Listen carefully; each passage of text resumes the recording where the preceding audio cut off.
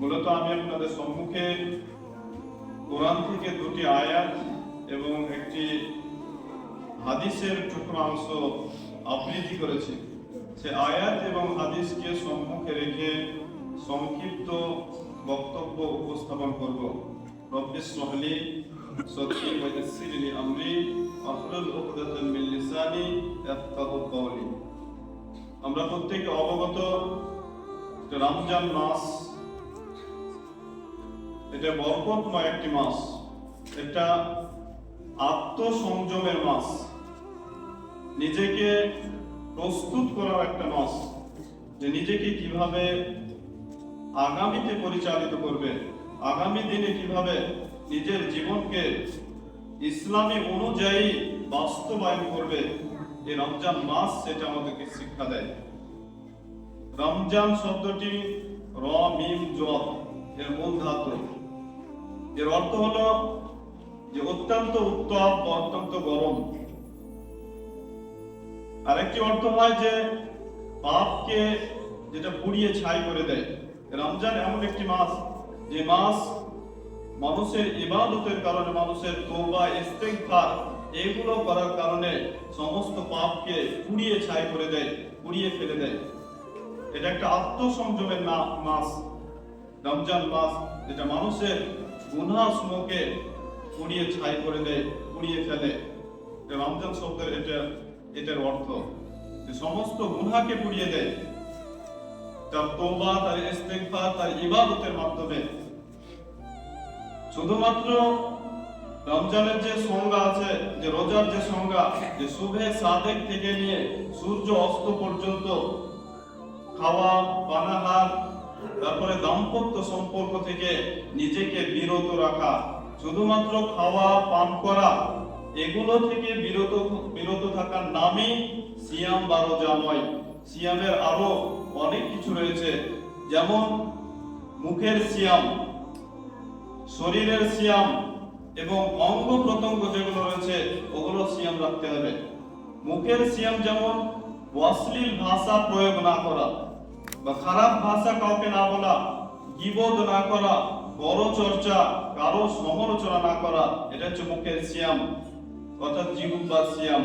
এটা আমাদেরকে লক্ষ্য রাখতে হবে যে মানুষ যে কথা বলুক না কেন সমস্ত কথাই কিন্তু রেকর্ড হয়।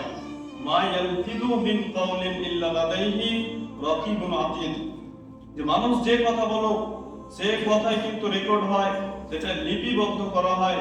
কোরআন বলছে কিরামান কাতিবিন, যে দুইজন সম্মানিত ফেরেশতা রয়েছে, তারা কি করে লিপিবদ্ধ করতে থাকে।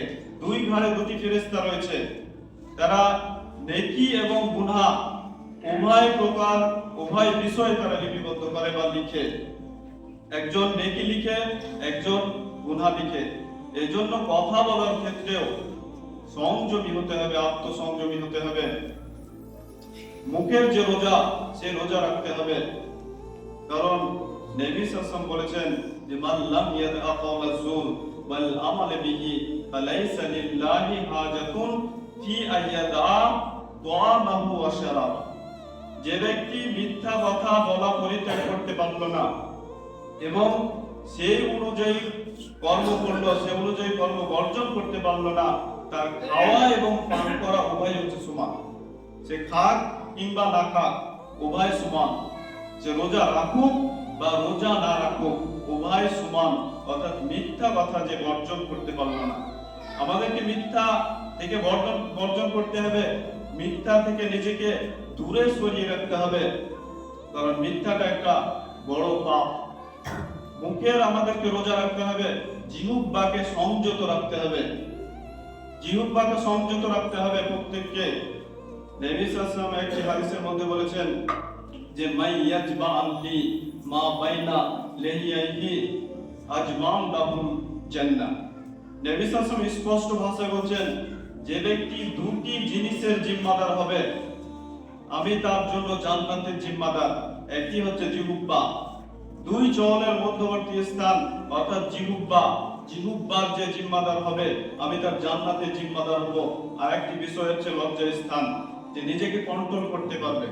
তাহলে জিহ্বাকে কন্ট্রোল করতে হবে।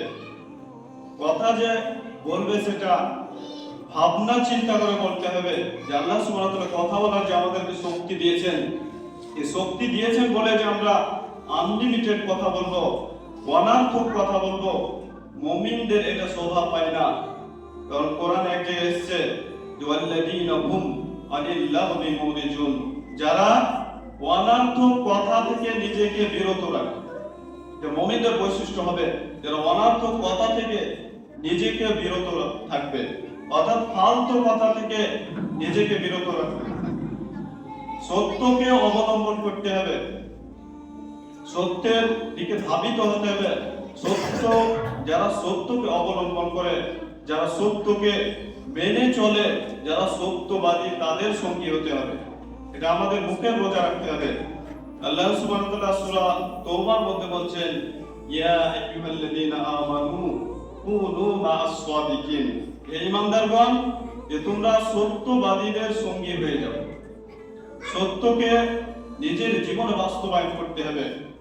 একটি হাদিসে এসেছে আলাইকুম বিসসিদক, নবী সাল্লাল্লাহু আলাইহি ওয়াসাল্লাম বলছেন যে সত্যকে তোমরা নিজের জীবনে, মানে সত্যকে অপরিহার্য করে নাও। ফাইন্না সিদকা ইয়াহদি ইলাল বির, কেননা সত্য মানুষকে নেকির দিকে নিয়ে যায়। ওয়া ইন্নাল বিররা ইয়াহদি ইলাল জান্নাহ, এবং নেকি মানুষকে জান্নাতের দিকে নিয়ে যায়।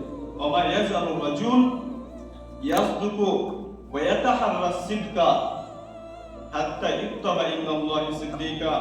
নবী সাল্লাল্লাহু আলাইহি ওয়াসাল্লাম বলছেন, যে ব্যক্তি সত্য বলে এবং সত্য বলার চেষ্টা করে, সে আল্লাহর নিকটে সত্যবাদী বলে অভিহিত হয়। তাকে সত্যবাদী বলে লিখিত করা হয়, অর্থাৎ সত্যবাদী বলে তাকে অভিহিত করা হয়। ওয়াইয়াকুম ওয়াল কিযব, তোমরা মিথ্যা থেকে বাঁচো, কারণ মিথ্যা ওয়া ইন্নাল কিযবা ইয়াহদি ইলাল ফুজুর, মিথ্যা কি করে গুনাহের দিকে নিয়ে যায় মানুষকে। ওয়া ইন্নাল ফুজুরা ইয়াহদি ইলান নার, এবং মিথ্যাটা কি করে গুনাহের দিকে নিয়ে যায়, গুনাহটা ইয়াহদি ইলান নার, জাহান্নামের দিকে নিয়ে যায়।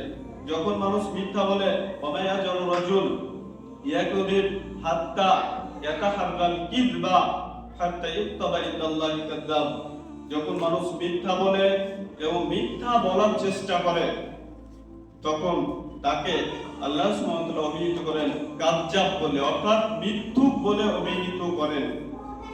তাহলে আমাদেরকে মুখের রোজা রাখতে হবে, নিজেকে কন্ট্রোল করতে হবে, নিজের জিহ্বাকে কন্ট্রোল করতে হবে।